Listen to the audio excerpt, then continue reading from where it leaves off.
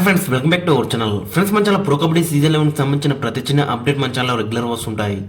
ఇంకా మన ఛానల్ని సబ్స్క్రైబ్ చేసుకోకపోతే ఫ్రెండ్స్ వెంటనే సబ్స్క్రైబ్ చేసుకోండి అండ్ పక్కన బెల్ని యాక్టివేట్ చేసుకోండి. అండ్ అదే ఇంకా మన వీడియోని లైక్ చెప్తే ఫ్రెండ్స్ వెంటనే లైక్ చేసి మనం వీడియోలోకి తింటేద్దాం. ఫ్రెండ్స్ తప్పకుండా లైక్ చేయండి. లైక్ చేస్తే మన వీడియో మార్కెట్కి ఫాస్ట్ రీచ్ అవుతుంది. ఫ్రెండ్స్, వీడియోలోకి ముందు వచ్చిన రిక్వెస్ట్ ఏంటంటే దాదాపు 90% మన వీడియోస్ సబ్స్క్రైబ్ చేసుకోకుండా చూస్తున్నారు. ఫ్రెండ్స్ తప్పకుండా సబ్స్క్రైబ్ చేసుకుని నాకు కూడా కొంచెం మోటివేషన్ లభిస్తుంది. మరన్న వీడియోస్ ఇంట్రెస్టింగ్గా చేయబోతుంది.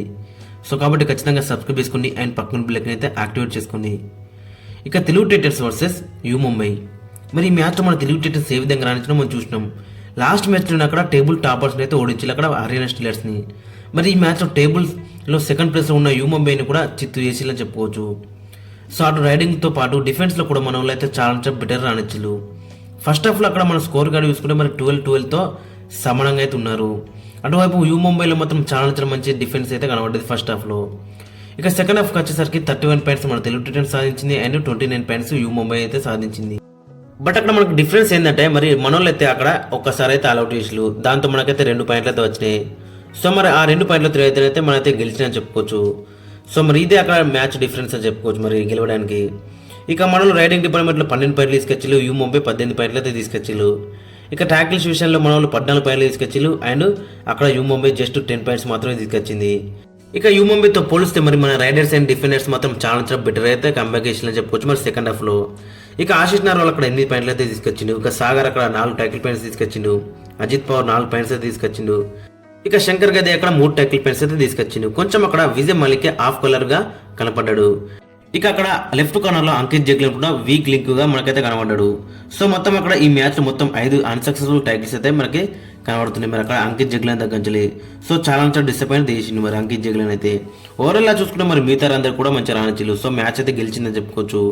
ఇక మన తెలుగు టైటన్స్కి బ్యాక్ టు బ్యాక్ మ్యాచెస్ అయితే ఉన్నాయని చెప్పుకోవచ్చు. ఇక నెక్స్ట్ మ్యాచ్ వచ్చేసి అక్కడ బెంగాల్ వారియర్స్తోనే ఉంది. మరి ఈ మ్యాచ్లో కొన్ని కీలక మార్పులు చేసే అవకాశం అయితే మనకు కనిపిస్తుంది తెలుగు టైటన్స్లో. ఒకవేళ గిట్ట పవన్ శరణ్ గిట్ట ఫుల్లీ ఫిట్ అయితే ఖచ్చితంగా అతనైతే ఆడతాడు. మరి ఈ మ్యాచ్లోనే ఆడాలి అక్కడ చెప్పాలంటే మరి మ్యాచ్కి ముందు అక్కడ అతను 100% ఫిట్ అని అక్కడ రిపోర్ట్స్ అయితే వచ్చినాయి. బట్ ఈ మ్యాచ్ అయితే మన అయితే రిస్క్ అయితే వేయలేరు. సో కాబట్టి ఖచ్చితంగా మరి ఈ 67 మ్యాచ్ అయితే ఖచ్చితంగా అక్కడ పవన్ శరణ్ అయితే ఆడతాడు. ఇక నెక్స్ట్ బెంగాల్ వారియర్స్. సో అతనైతే ఖచ్చితంగా మంజిత్ ప్లేస్లో అయితే ఆడతాడు.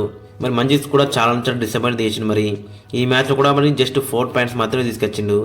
సో కాబట్టి మరి అతని ప్లేస్లో అక్కడ పవన్ శరణ్ ఆడతాడు. ఒకవేళ ఇట్లా పవన్ శరణ్తో ఫిట్గా లేకపోతే మాత్రం ఖచ్చితంగా అక్కడ పర్ఫుల్ జఫర్ ఆరు సంజీవ్ వేస్కి ఛాన్స్ అయితే బెటర్ అయితే ఉంటుంది.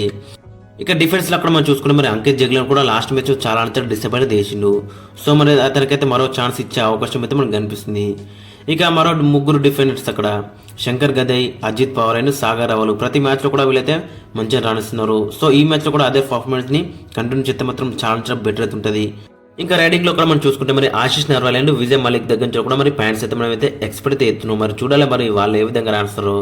ఇక ఫైనల్గా స్టార్టింగ్ సెవెన్ ఒకసారి మనం చూసుకుంటే main raider Pawan Sharan, Ashish Narwal right ఇన్లో ఆడతాడు, విజయ్ మలిక్ లెఫ్ట్ ఇన్లో ఆడతాడు, క్రిషన్ దుల్ ఆరు అక్కడ శంకర్ గదేకి అయితే హెడ్కి అయితే ఇంజూరీ అయింది. మరి అతను కంటిన్యూ చేస్తారా లేదంటే మళ్ళీ క్రిషన్ దుల్కి ఛాన్స్ ఇస్తారా అనేది చూడాలి.